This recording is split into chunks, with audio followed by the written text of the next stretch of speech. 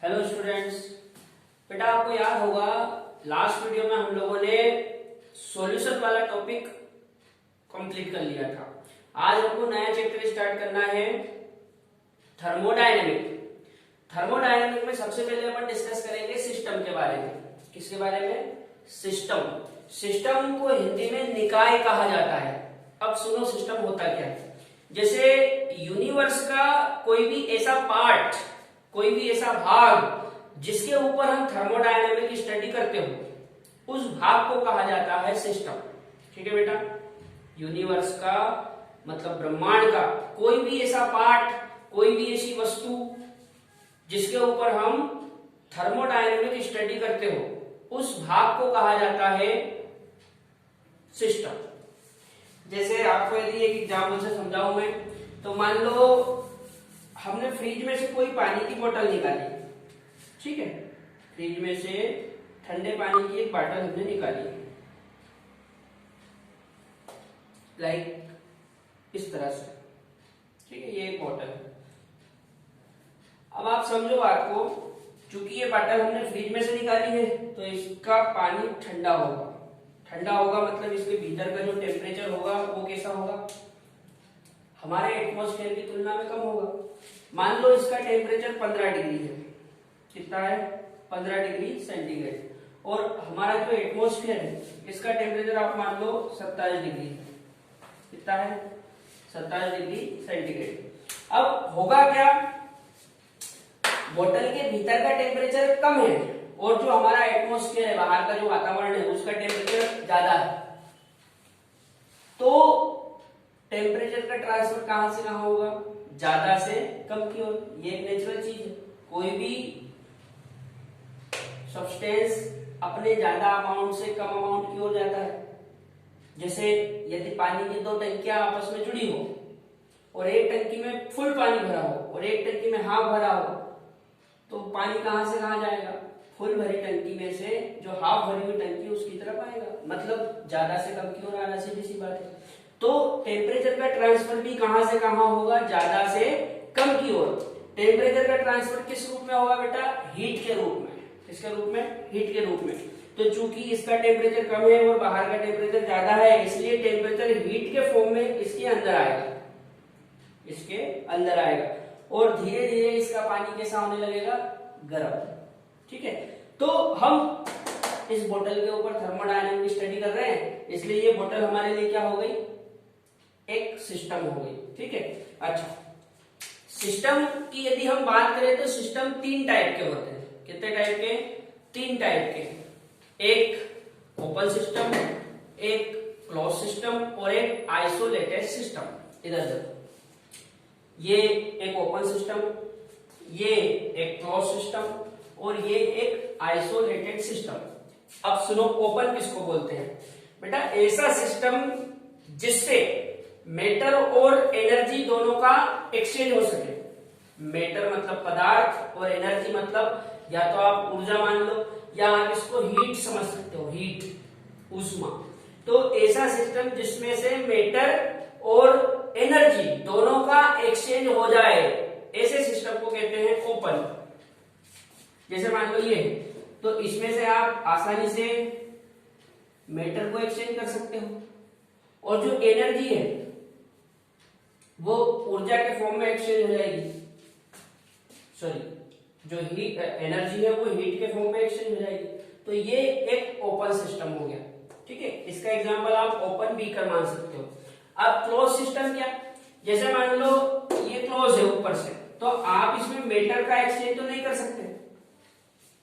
Matter का exchange इसमें आप नहीं कर सकते क्योंकि ये बंद है। आप इसमें कोई भी पदार्थ अलग से नहीं डाल सकते। लेकिन जो हीट एनर्जी है, एनर्जी का एक्सचेंज तो हीट के फॉर्म में हो जाएगा।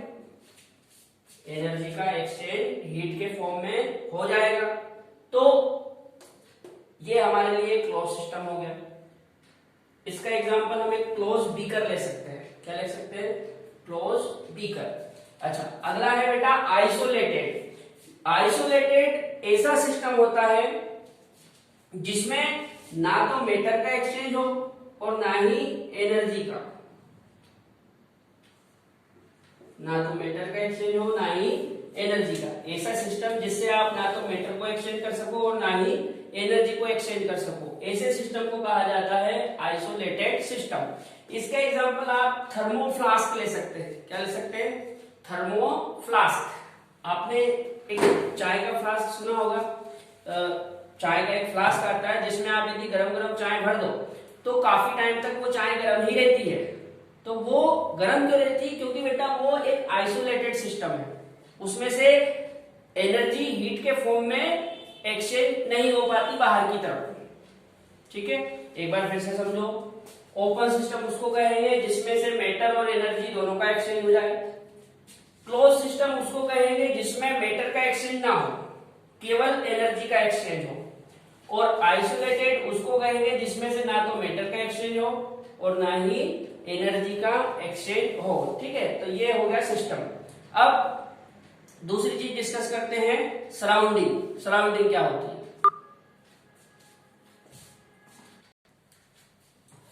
अच्छा, अब सराउंडिंग क्या होता है सुनो बेटा। जैसे अभी मैंने आपको समझाया कि सिस्टम जिसपे हम थर्मोडायनेमिक स्टडी कर रहे होते हैं उसको हम सिस्टम बोलते हैं। यदि सिस्टम को छोड़ दिया जाए, सिस्टम को छोड़ दिया जाए तो सिस्टम को छोड़ने के बाद यूनिवर्स का जो भी भाग बच जाता है उस पूरे भाग को हम कहेंगे सराउंडिंग। ठीक है, देखो इधर, जैसे मान लो फॉर एग्जांपल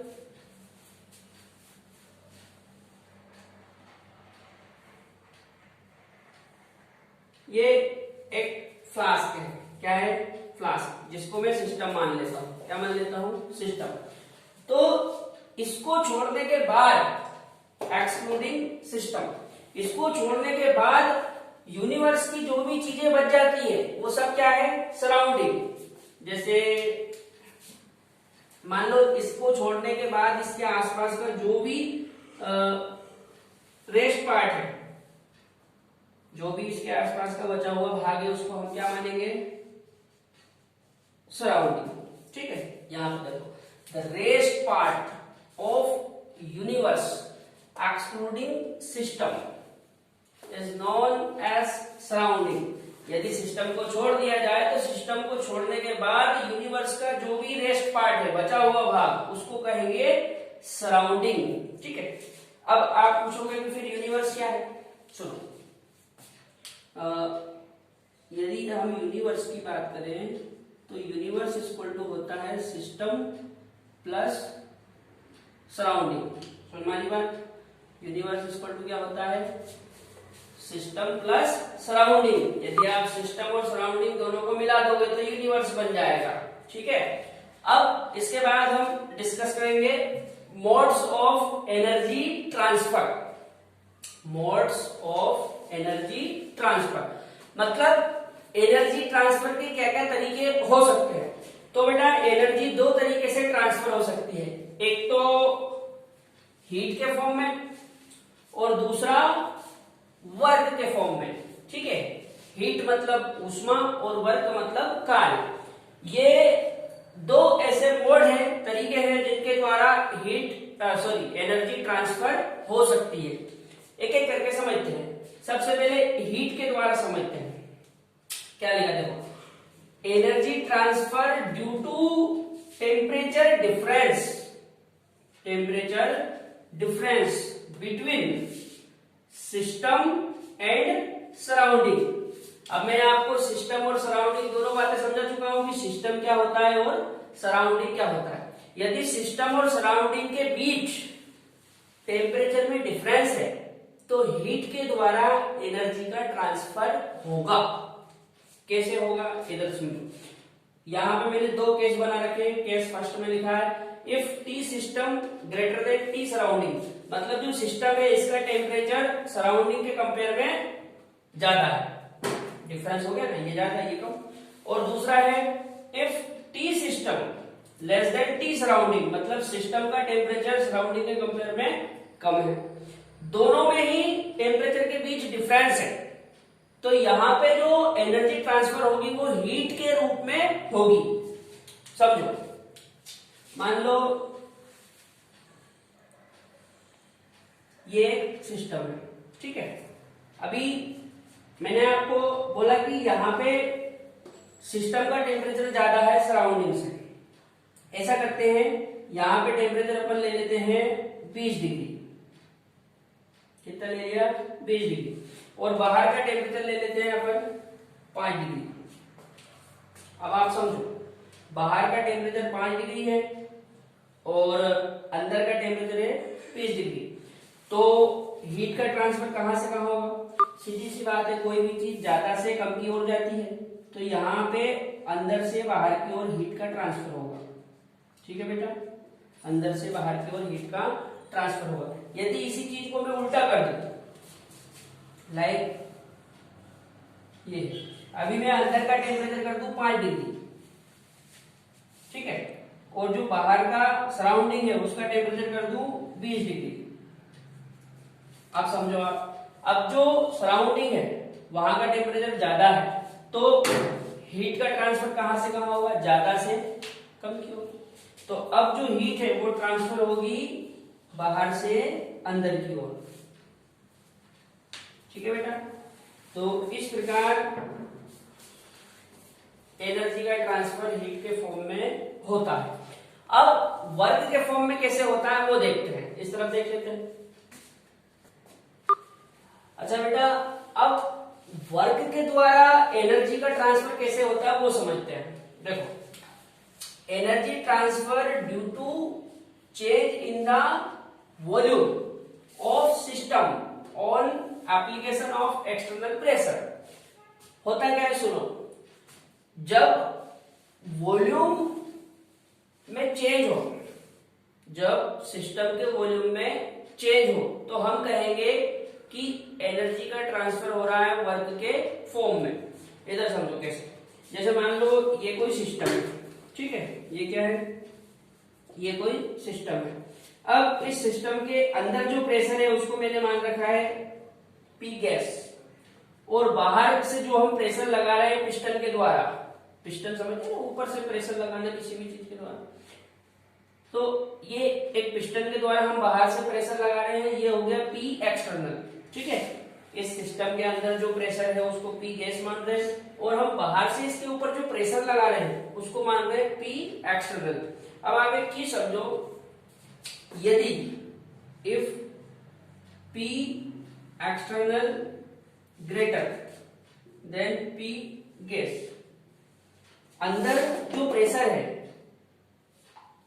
वो पी गैस है और जो बाहर से हम प्रेशर लगा रहे हैं वो है पी एक्सटर्नल।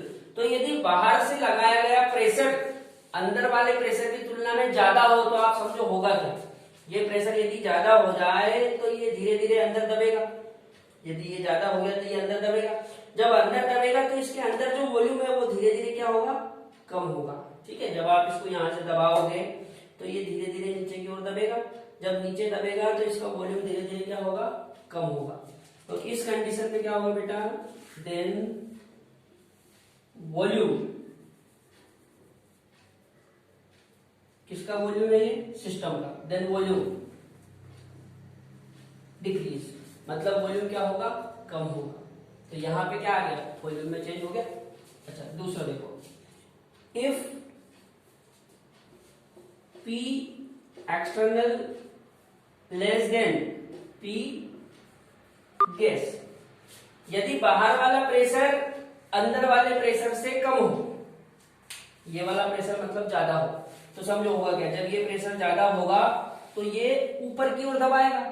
जैसे आपने प्रेशर कुकर देखा होगा, जब प्रेशर कुकर के अंदर प्रेशर बनता है तो वो ऊपर की ओर प्रेशर लगाता है, ऊपर की ओर एक दाब डालता है, जिससे क्या होता है? सीटी कभी कभी निकल जाती है, जो कुकर के ऊपर सीटी होती है। तो हो क्या रहा है बेटा? क्योंकि अंदर वाला प्रेशर ज्यादा है, तो जब ये प्रेशर ज्यादा होगा तो ये धीरे धीरे बाहर की ओर एक दाब लगाएगा, जिससे क्या होगा? धीरे धीरे अंदर का वॉल्यूम बढ़ेगा, इंक्रीज होगा। तो यहां पे लिख सकते हैं देन वॉल्यूम, किसका वॉल्यूम है? ये सिस्टम का, इज इंक्रीज। समझ में आ रही बात? तो जब आप प्रेशर दबाओगे, लगाओगे, और यदि बाहर वाला प्रेशर ज्यादा हुआ तो ये केस बनेगा, और अंदर वाला प्रेशर ज्यादा हुआ तो ये केस बनेगा। ठीक है। इसमें हो क्या रहा है, वॉल्यूम चेंज हो रहा है। क्या हो रहा है, वॉल्यूम चेंज हो रहा है। तो जब भी वॉल्यूम चेंज होगा तो हम बोलेंगे कि वर्क हुआ, मतलब वर्क के फॉर्म में एनर्जी का ट्रांसफर हुआ। अच्छा, यदि वॉल्यूम चेंज ना हो, वॉल्यूम चेंज ना हो, यहां पे लिख दूं इफ V इक्वल टू 0, मतलब आपके वॉल्यूम में कोई भी चेंज नहीं हुआ, ना तो कम हुआ और ना ही ज्यादा हुआ, तो इस केस में क्या होगा, देन W इक्वल टू 0। याद रहेगी बेटा बात। यहां पे मैंने आपको एनर्जी ट्रांसफर के मोड बता दिए। अब नेक्स्ट वीडियो में हम लोग थर्मोडायनेमिक ऑफ फर्स्ट लॉ के बारे में डिस्कस करेंगे, ठीक है।